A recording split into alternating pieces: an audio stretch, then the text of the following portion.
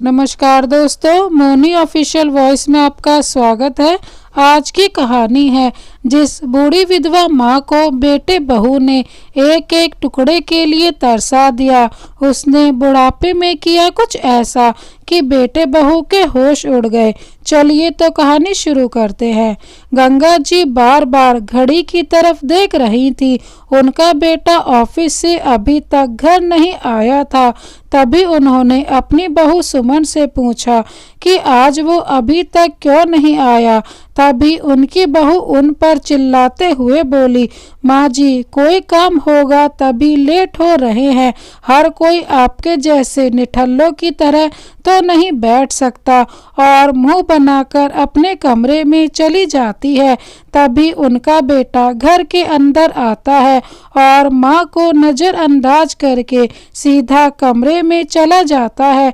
गंगा जी अपने बेटे के लिए, जो अभी अभी ऑफिस से आया था, ममता बस आकर अदरक इलायची वाली चाय और कुछ नाश्ता लेकर गई तो माँ को अपने कमरे में देखते ही उसके तन बदन में आग लग गई और गुस्सा होते हुए बोला, आपसे कितनी बार कहा है कि आप मेरे कमरे में मत आया कीजिए। अरे ऑफिस से आने के बाद तो 2 पल चैन के बीतने दीजिए। और यह क्या आज भी लगता है ढंग से नहीं नहाई हो आप? कितनी बार कहा है रगड़ रगड़ कर नहाया करो। कपड़े भी कितने गंदे हैं। जब कमरे में आती हैं एक अजीब से बदबू छोड़ जाती हैं। हर बार कमरे में रूम फ्रेशनर छिड़कना पड़ता है। एक कोने में पड़ी क्यों नहीं रहती? आप क्यों भूल जाती हो यह आपका गांव नहीं है जो जब मन किया तो मुंह उठाकर किसी के भी कमरे में चली गई। अरे बहू बेटे का कमरा है, कुछ तो शर्म किया करो। नम आंखों से गंगा जी बोली, बेटा मैं तो तुम्हारे लिए चाय लेकर आई थी। अच्छा ठीक है, चाय रख दीजिए और जल्दी से मेरे कमरे से बाहर जाइए। बेटे की बात सुनकर गंगा जी की आंखों में आंसू आ गए। इतने में बेटा फिर से बोला, अब खड़े खड़े मुझे घूर क्यों रही हो? अब क्या बहू बेटे के कमरे में बसने का ही इरादा है? जाइए यहाँ से। तभी गंगा जी की बहू सुमन ने कमरे में प्रवेश किया। डार्लिंग कैसा रहा तुम्हारा पूरा दिन ऑफिस में? सुमन गले में हाथ डालते हुए बोली, जान आज तो दिन भर अपनी सहेलियों के संग किटी पार्टी में डांस करते हुए मेरा तो पूरा बदन टूट रहा है। मुझे तो अब कोई काम नहीं होगा। माँ के सामने ही दोनों ने सारी शर्म लिहाज आज बेच खाई थी। तभी सुमन ने कहा, यह बुढ़िया हमारे कमरे में क्या कर रही है? कुछ नहीं माय डियर वाइफ, माँ चाय देने आई थी। माँ देख नहीं रही हो आपकी बहू कितनी थकी हुई आई है? पार्टी से जाकर इसके लिए गर्मा गर्म कड़क मसालेदार चाय लेकर आइए और थोड़ी देर में अपनी बहू का सर दबा दीजिएगा। तभी अचानक से गाल पर पड़े चटाक की आवाज से दोनों बहू बेटों के पैरे तले जमीन खिसक गई। माँ आपकी हिम्मत कैसे हुई हमें थप्पड़ मारने की? इतने में एक और जोरदार तमाचा संजय के गाल पर पड़ा। बस बहुत हुआ तुम लोगों का, शर्म नहीं आती अपनी माँ का अपमान करते हुए? अरे कम से कम मेरी उम्र का लिहाज कर लेते। सुमन ने कहा, सासू माँ अपनी हद में रहिए। आज तो जैसे गंगा जी के ऊपर भूत ही सवार हो गया था। उन्होंने एक और जोरदार तमाचा अपनी बहू के गाल पर भी जड़ दिया। अच्छे से जानती हूँ बहू तुम्हें, निहायती बदतमीज और बदचलन औरत हो तुम। 4 अक्षर क्या पढ़ लिए, अपनी सारी सभ्यता संस्कृति भूल गई। अभी 4 झापड़ और लगाऊंगी ना तो सारी अंग्रेजी निकल कर बाहर आ जाएगी, समझी तुम भूल रही हो बहू, मैं इस घर की मालकिन और तुम्हारी सास हूँ। और बेटा तुम, वह तो बहू है, लेकिन क्या तुम पत्नी के प्रेम में इतने अंधे हो गए कि तुम्हें अपनी माँ के दर्द का रत्ती भर भी एहसास नहीं होता? और तुमने क्या कहा था आज, माँ के हाथों की चाय पीने से तुम्हें इन्फेक्शन हो जाएगा। सिर्फ इसलिए कि बुढ़ापे में मुझे सर्दी खांसी रहती है। लेकिन मैंने तो कभी बचपन में खुद से तुम्हें कभी दूर नहीं किया। जब तुम्हें आए दिन बुखार, टाइफाइड, दस्त, उल्टी, चिकनगुनिया और ना जाने क्या क्या बीमारी लगी रहती थी, तो मैंने तो कभी तुमको अपने आंचल से उतरने तक नहीं दिया। तुम लोग अपने आप को पढ़े लिखे कहते हो। अगर पढ़ लिख कर इंसान तुम्हारे जैसा बनता है और बड़े होकर अपने माँ बाप के साथ ऐसा व्यवहार करता है तो लानत है तुम जैसे पढ़े लिखे बच्चों पर। इससे अच्छा तो फिर अनपढ़ ही ठीक है। कम से कम वह अपने सभ्यता संस्कृति तो नहीं भूलता है। क्या इसी दिन के लिए तुम्हें पाल पोस कर दुनिया से अकेले लड़कर तुम्हें इस काबिल बनाया था कि तुम बुढ़ापे में अपनी माँ के आत्मसम्मान को तार तार करो? क्या कुछ नहीं किया मैंने तुम्हारे लिए, लेकिन आज तुमने अपनी पत्नी के आगे एक माँ के सम्मान को मिट्टी में मिला दिया। अब मैं तुम लोगों की एक भी नहीं सुनने वाली। तुम लोगों का क्या करना है यह भी मैं अच्छे से जानती हूँ। दोनों बेटे बहू माँ का यह रूप देखकर सन खड़े रह गए। उन्होंने कभी सोचा भी नहीं था कि अकेली माँ इतना साहस भी दिखा सकती है। इतना कहकर गंगा जी फूट फूट कर रोने लगी। भरी जवानी में गंगा जी विधवा हो गई थी। अकेले उन्होंने अपने बेटे को कैसे पाला पोसा और पढ़ा लिखा कर बड़ा किया और शादी की। सोचा था कि बहू आएगी तो इतने सालों से जो उनका अकेलापन और दर्द वह सहती आ रही है वह खत्म हो जाएगा, लेकिन यहाँ तो सब कुछ उल्टा ही था। धीरे धीरे बहू ने उनकी दुर्दशा करनी शुरू कर दी थी। यहाँ तक के नहाने धोने और खाने पीने पर भी पाबंदी लगा दी थी। दरअसल 2 महीने पहले की बात है। गंगा जी की बहू का आज जन्मदिन था और वह अपने घर के बाहर एक छोटी सी कोठरी में लेटी हुई आराम कर रही थी। गंगा जी अपने खटिया पर लेटी थी कि तभी दरवाजे पर एक जोरदार झटका सा लगा और दरवाजा खुल जाता है तो 2 आदमी गंगा जी को खटिया समेत उठाकर एक किनारे रख देते हैं। गंगा जी हड़बड़ाकर उठ बैठी और उनसे पूछती हैं, यह सब क्या हो रहा है? तो उन दोनों आदमियों ने कहा, माँ जी, हमें इस कमरे का ट्यूबलाइट खोलने के लिए भेजा गया है, इसलिए तुम्हें हटाया। पर किसने भेजा है तुम्हें? तो उस आदमी ने कहा, माँ जी, आपकी बहू ने। उनकी बहू सुमन भी उस कमरे में आ पहुंची और कहती है, अरे जल्दी खोलो ट्यूबलाइट, बाहर बरामदे में भी तो लगानी है, थोड़ी ही देर में मेहमान भी आने लगेंगे। गंगा जी ने अपने बहू से कहा, बहू, यह लाइट खुलवाकर कहाँ ले जा रहे हो? और फिर यहाँ बिना लाइट के मैं कैसे रहूंगी? अभी थोड़ी ही देर में रात हो जाएगी और अंधेरे में मुझे कुछ नहीं दिखाई देगा। कम से कम कमरे में एक लाइट तो रहने दो। पहले से ही मेरा बिस्तर छीनकर खटिया लगवा दी, जिससे मेरी गर्दन का दर्द बढ़ता ही चला जा रहा है। फिर तुमने इतनी गर्मी में पंखा भी निकलवा दिया और अब ऊपर से यह लाइट भी नहीं रहेगी, तो मैं कैसे अंधेरे में सो पाऊंगी? सुमन अपने दांत पीसते हुए बोली, बुढ़िया, तुझे यह छत और 3 समय का खाना बैठे बिठाए मिलता है, इसके लिए मेरा शुक्र मना। बिस्तर और लाइट पंखा चाहिए महारानी को। पता भी है कितना महंगा बिल आता है, तुम्हें क्या पता होगा? दिन भर पड़े रहना और चरना, इसके अलावा और काम ही क्या करती हो तुम? गंगा जी बेचारी कुछ कहने की हिम्मत ही नहीं जुटा पाई और फिर से जाकर अपनी खटिया पर बैठकर पसीना पूछने लगती हैं। आज घर में पार्टी थी। गंगा जी की बहू का जन्मदिन था, जिसके लिए पूरे घर को सजाया जा रहा था यहाँ घर के हर कोने को रंग बिरंगी रोशनी से सजाया जा रहा था।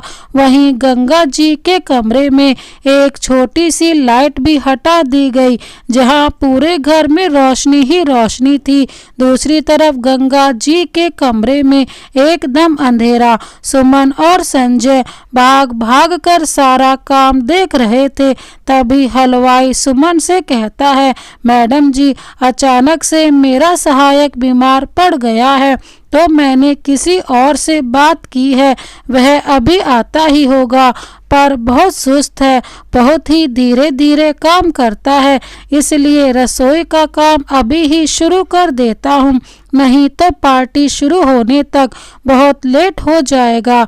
पर मैडम जी, मुझे एक और सहायिका की ज़रूरत पड़ेगी। इतने में सुमन ने कहा, अच्छा, तुम्हें किस काम के लिए सहायक चाहिए? तो उस हलवाई ने कहा, मैडम जी, सब्जी काटने, झूठे बर्तन धोने, गाजर का हलवा बनाने, साथ साथ पूड़ियाँ बेलने के लिए मुझे एक सहायक की ज़रूरत होगी। सुमन ने जवाब देते हुए कहा, तुम चिंता मत करो, मेरे पास एक सहायक है जो यह सारा काम अकेले ही कर देगी। सुमन ने यह कहा और थोड़ी ही देर में वह गंगा जी को रसोई घर में ले आई और हलवाई से कहा, यह लो, यह रही तुम्हारी सहायक, यह तुम्हारे संग सारे काम कर देगी। हलवाई ने बड़े आश्चर्य से गंगा जी को देखते हुए कहा, पर यह तो काफी बुजुर्ग है, क्या यह इतने सारे काम कर पाएंगी? अरे मैडम, कहाँ से ले आए आप इस बेचारी को? इतना काम कैसे करेंगी? इतने बड़े बड़े पतीले यह कैसे धो पाएंगी? कपकपाते हाथों से यह सब्जी कैसे काटेंगी? इतने में सुमन ने कहा, तुम्हें इसकी चिंता करने की कोई ज़रूरत नहीं, तुम अपना काम करो और इससे इसका काम करने दो। यह कहकर सुमन वहां से चली गई। इधर हलवाई ने गंगा जी से कहा, अम्मा, तुम यहाँ बैठकर यह सारी गाजर काट दो। वहाँ सब्जियों के ढेर पड़े थे, जिसे दिखाकर हलवाई गंगा जी से पूछता है, काट लोगे ना अम्मा इतनी सब्जियां? अच्छा बताओ अम्मा, घर में और कोई नहीं है क्या तुम्हारे, जो तुम इस उम्र में भी यह काम करने आई हो? मानता हूँ कोई काम छोटा बड़ा नहीं होता, पर अपनी उम्र तो देखो, इस उम्र में इतना कठिन काम। अरे यह उम्र तो तुम्हारे आराम करने की है। लगता है अम्मा कोई बहुत बड़ी मजबूरी ही रही होगी। मजबूरी इंसान से ना जाने क्या क्या करा देती है। तभी गंगा जी ने कहा, क्या करूं बेटा, जब किस्मत ही खराब हो तो उम्र को ही हार माननी पड़ती है। मुझे जो यहाँ छोड़कर गई है अभी वह मेरी बहू है। गंगा जी के इतना कहते ही उस हलवाई ने कहा, क्या वह आपकी बहू है? मतलब तुम इस घर की मालकिन होकर नौकरानी का काम करती हो? पर क्यों अम्मा? बेटा, कहाँ की मालकिन? मैं एक बुढ़िया जिस पर उसके बेटे बहू एहसान कर रहे हैं। 2 वक्त की रोटी देकर मुझ पर बहुत बड़ा एहसान कर देते हैं। बेटा, माता पिता अपने बच्चों को तो बुढ़ापे की लाठी समझते हैं, पर यह कोई नहीं जान सकता कि वह लाठी आपका सहारा देगी या आपके ऊपर पड़ेगी। हलवाई गंगा जी की बातों को ध्यान से सुन रहा था। तभी गंगा जी ने कहा, चलो बेटा, अब मुझे क्या करना है यह बता दो। भाई, बूढ़ी हड्डियां हैं, थोड़ा धीरे धीरे काम करेंगी। उस पर अगर हम बातें करने लगेंगे तो और देरी हो जाएगी, जिससे तुम्हें थोड़ी फटकार मिलेगी, पर मुझे तो खाना ही मिलना बंद हो जाएगा। थोड़ी देर बाद मेहमानों का आना जाना शुरू हो गया। तभी सुमन रसोई में आकर कहती है, सुन बुढ़िया, तुझे बाहर नहीं आना है। किसी भी हाल में मैंने सारे मेहमान को कह दिया है कि मेरी सास हरिद्वार गंगा स्नान करने के लिए गई है, इसलिए गलती से भी अपना चेहरा मत दिखाना, वरना आज मुझसे बुरा कोई नहीं होगा। और अगर गलती से भी गलती हो गई तो आज तुझे इसी रसोई में काटकर और पकाकर सारे मेहमान को सर्व कर दूंगी। अब क्या था, इसके बाद पार्टी शुरू हो जाती है और इधर खाना बनाकर तैयार हो गया था। पूरे दिन रसोई में बैठे बैठे गंगा जी की हालत खराब थी, ऊपर से उनसे काम भी करवाया जा रहा था। हलवाई तो फिर भी बाहर पंखे के नीचे बैठकर सुस्ता कर आता, पर गंगा जी को बाहर जाने की इजाजत नहीं थी। कुछ घंटे बाद हलवाई जाकर गंगा जी से कहता है, अम्मा बस पार्टी खत्म ही समझो, अब तुम भी खा लो, फिर बाहर चली जाना, थोड़ा आराम कर लेना। गंगा जी को बहुत तेज भूख लगी थी और सुबह से खाने के बीच में बैठकर भी वह एक निवाला खाने का सोच भी नहीं सकती थी। गंगा जी को खाते हुए देख लिया तब तो वह उनका खाना पीना ही बंद कर देगी और हलवाई के कहने पर बाहर जाकर वह आराम करे भी तो कैसे। एक रसोई में पसीने से तरबतर हुई थी, ऊपर से उनके कमरे से लाइट पंखा भी हटा दिया गया था।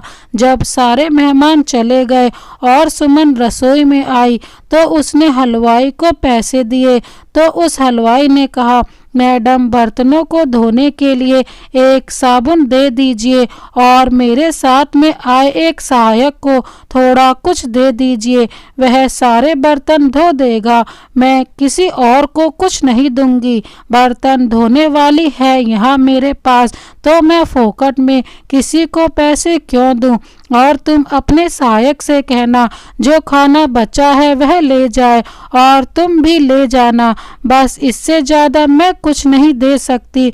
उस हलवाई ने कहा, पर मैडम इतने बड़े बड़े बर्तन यह बेचारी अम्मा कैसे धोएंगी, इनसे तो हिलाया भी नहीं जाएगा। जहाँ पार्टी में इतने पैसे खर्च किए वहाँ थोड़े से और पैसे खर्च भी हो जाएंगे तो क्या हुआ। इतने में सुमन बड़बड़ाती हुई कहती है, तुम्हें बड़ी पड़ी है इस बुढ़िया की। सुनो, अब तुम्हारे काम के पैसे तुम्हें मिल गए हैं ना, अब अपना रास्ता नापो और तुम्हें इस बुढ़िया पर ज्यादा दया आ रही है तो इसको भी अपने साथ ले जाओ। सुमन गुस्से से घबराकर हलवाई ने अपने सहायक को जल्दी से खाना समेटने को कहा। इतना कहकर हलवाई गंगा जी को एक दया की दृष्टि से देखता है और वहां से चला जाता है। उसके जाते ही सुमन गंगा जी से कहती है, सुन बुढ़िया, अभी काम खत्म नहीं हुआ है, वह सारे बर्तन तुझे ही धोने हैं क्योंकि थोड़ी ही देर में इसे लेने वाले आ रहे हैं और इसके बाद इस जगह की सफाई भी करनी है। गंगा जी ने अपनी बहू से कहा, बहू मुझे बहुत तेज भूख लगी है, पहले मुझे खाना लेने दो, फिर यह सारे बर्तन धो लूंगी। यह सुनते ही सुमन गुस्से भरे स्वर में बोली, यह सारा काम पहले खत्म करो फिर खाना खा लेना। मुझे पता है अगर पहले ही तुम्हें खाना मिल जाएगा तो तुम सुस्ता सुस्ता कर काम करोगी, इसलिए पहले काम खत्म करो। अब गंगा जी अपने आंसू रोक नहीं पाई। सुबह से काम किया और एक निवाला भी मुंह में नहीं डाला था, पर अंत में उन्हें मिला क्या, पूरा काम करने के बाद भी थोड़ा सा दाल और चावल। वह सोचने लगी कि आखिर क्या पाप किया था मैंने जो यह दिन देखना पड़ रहा है। 56 प्रकार के व्यंजन बनाए गए पर मिला क्या, दाल चावल। अब उसको ही खाकर भूख को मिटाना ही पड़ेगा। गंगा जी यह सोचते हुए झूठे बर्तन को समेटने लगी, पर जब वह एक पतीला लेकर उसके ढक्कन को हटाती हैं तो वह चौंक जाती हैं क्योंकि उसमें थोड़ी सी मिठाई, खीर, पूड़ी और एक पनीर का चीला चटनी के साथ रखा हुआ था। गंगा जी समझ गई कि यह उस हलवाई का काम है। उसने सारा खाना लेते समय मेरे लिए खीर, पूड़ी और पनीर का चीला चटनी छोड़ गया है। वह हलवाई को दुआ देने लगी और जल्दी जल्दी खाना खाने लगी। गंगा जी उन बड़े बड़े पतीलों को बड़े ही मेहनत से धो रही थी। तभी उनका बेटा संजय वहां आकर कहता है, यह क्या माँ, जरा और जोर लगाओ, इतना खाती हो वो सब कहाँ चला जाता है। यह सुनकर गंगा जी कहती हैं, हाँ बेटा, खाती तो बहुत हूँ, पर खाना नहीं, अपनी इज्जत, अपना मान सम्मान खाती हूँ। लोग बच्चों के लिए इतनी मानते क्यों मांगते हैं? जो बच्चे बड़े होकर अपने माता पिता के साथ ऐसा व्यवहार करते हैं और ऊपर से इतने दिनों से मेरे सिर पर बोझ बनी हुई हो, अरे कहीं चली क्यों नहीं जाती? अरे तुम्हारे खर्च उठाते उठाते तो मैं ही ऊपर चला जाऊंगा। अपने बेटे के मुंह से तीर के समान चुभने वाली बातें सुनकर गंगा जी से कुछ बोला ही नहीं गया और संजय की बातें सुनकर उनकी आंखों में आंसू झरझर बहने लगे। खैर, इन सब बातों को बीते अभी 4-5 दिन हुए थे। गंगा जी को इन सब चीज़ों की आदत हो गई थी। एक दिन गंगा जी घर के आंगन में बैठकर बर्तन मांज रही थी कि तभी वहां पर हलवाई आ जाता है। उसे देख सुमन, जो वही आंगन में बैठी अपने चाय पकौड़े का आनंद ले रही थी, उसने कहा, क्या हुआ, क्या चाहिए? तो हलवाई ने कहा, मैडम, वह उस दिन मेरी एक पूड़ी बनाने की बेलनी यहीं छूट गई थी, शायद तो वही लेने आया हूँ। सुमन ने कहा, अच्छा ठीक है, जाकर रसोई में देख लो, और हाँ ये बुढ़िया, तू भी जा, इसके साथ अंदर देखना कहीं हमारा कीमती सामान अपने साथ में न ले जाए। गंगा जी और हलवाई रसोई में जाते हैं। रसोई में जाते ही हलवाई कहता है, अम्मा सुनो, मैं तो यहाँ बस बेलनी के बहाने आया हूँ, दरअसल बात कुछ और है। उस दिन तुम्हारी रसोई को देखकर मैं तो हैरान ही रह गया।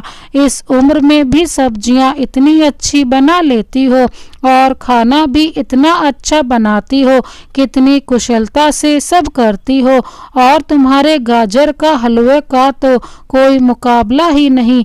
इसलिए तुम्हारे लिए एक अच्छी खबर लाया हूँ। यहाँ एक बड़े सेठ जी के यहाँ उनकी शादी की 50वीं सालगिरह है। वैसे हलवा अगर तुमने उस दिन बनाया दिया, यकीन मानो तुम्हारा जीवन ही बदल जाएगा। हलवाई की बात सुनकर गंगा जी ने कहा, पर मैं यहाँ से कहीं नहीं निकल सकती, तो वहाँ कैसे जाऊंगी? और बेटे बहू की गुलामी की जिंदगी से परेशान हूँ। अगर उन्हें मेरे काम का पता चला तो मुझे घर और बाहर दोनों के कामों को करवा करवा कर पीस डालेंगे। ना बाबा ना, तुम तो रहने ही दो। मेरे लिए इतना सोचा, उसके लिए शुक्रिया, पर मुझे अपना हुनर कहीं नहीं दिखाना। गंगा जी की बात सुनकर हलवाई ने कहा, तुम यहाँ से कोई और बहाना बनाकर निकलना। देखो अम्मा, तुम अपने बेटे बहू की गुलामी क्यों करती हो? जब तुम्हारे पास अच्छी खासी कमाई होगी और वह भी अच्छी खासी, तो फिर तुम्हें किसी की गुलामी नहीं करनी पड़ेगी। जरा सोचो। और हाँ, यह लो मेरा नंबर, अगर करने का मन करे तो बस इस नंबर को मिला देना। एक बात याद रखना अम्मा, यह कोई छोटा मोटा सेठ नहीं है। यह कहकर हलवाई वहां से चला गया। गंगा जी को तो हर रोज रात की बासी ठंडा खाना ही मिलता था, पर आज पता नहीं सुमन के ऐसा कहने पर उन्हें बहुत तेज गुस्सा आया और वह खाना बनाकर रख देती है और मंदिर जाने का बहाना बनाकर उस हलवाई को फोन कर उसे काम के लिए हाँ कर देती है। वह अब जब भी हलवाई कहता वह वहीं चली जाती थी। हलवाई हलवा बनाने के बहाने उसे सेठ के हलवा बनाने के बाद वह इतनी प्रसिद्ध हो गई कि उन्हें कईयों ने अपने यहाँ हलवा बनाने का ऑर्डर दे दिया।